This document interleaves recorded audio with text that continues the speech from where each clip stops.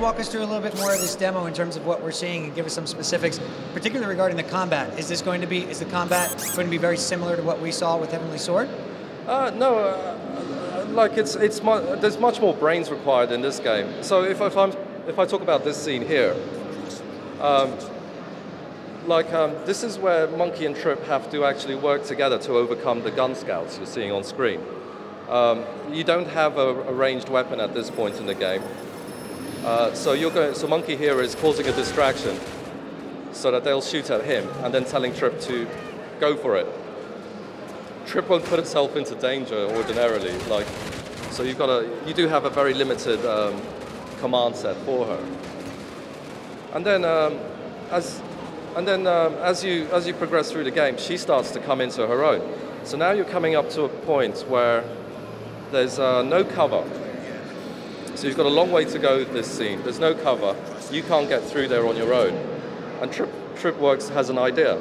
She's got this basically a holographic decoy device that her father gave to her.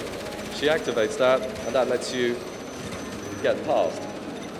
And this goes on throughout the game. So as you carry on playing through the game, she has more and more kind of abilities that she reveals, and you start to become teammates.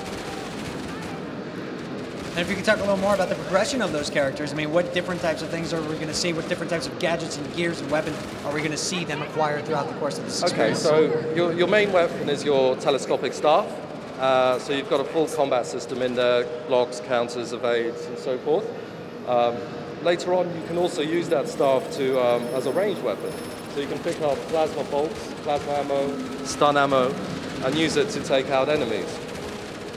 Further on, he has this device called a cloud, and it's like a hoverboard, if you like. So in certain parts of the game, he can ride that and go places that Trip can't go. And,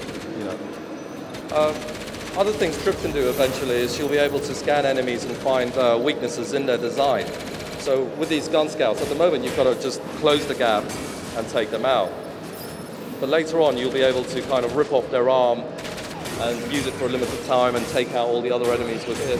So you're adding a layer of brains, on top of things. I think, generally speaking, I think games used to be a bit more challenging than they are now. We want to kind of bring that mental challenge back into it.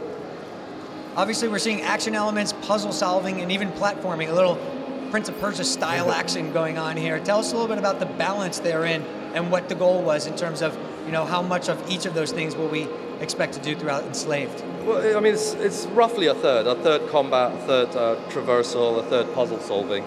But we mix it up. So there are some areas that are pure puzzle, for example, where you and Trip have to work together, and there are some areas where it's a mix of all three. So, and that was part of our goal. Heavenly Sword was very much melee based, and we wanted to make a much rounder experience for this game, and support that with a good story. I mean, often people look for what's the main selling point, what's the gimmick.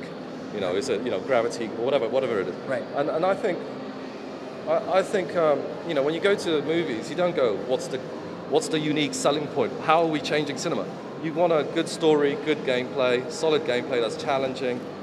You want to feel like you're on a journey, and you want to remember the experience.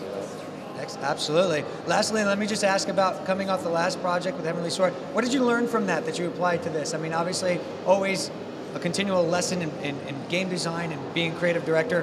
What were the key things that you took away from that project that you applied to this one? I mean, we really wanted to take stock of everything we learned on Heavenly Sword. In a sense, we kind of came out of nowhere and we tackled all kinds of areas of gameplay, armies, facial expressions, combat that we hadn't tackled before. So we wanted to really take everything we learned that was positive, make it better. And we wanted to, so the game I think is actually longer, better, the story's much subtler.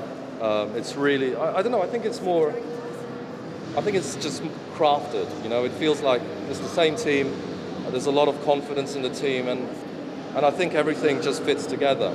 And if it all works together like we're anticipating it should, then when you're playing it, you just forget that you're playing a game, and you forget that Trip's not a real character, and you just buy in.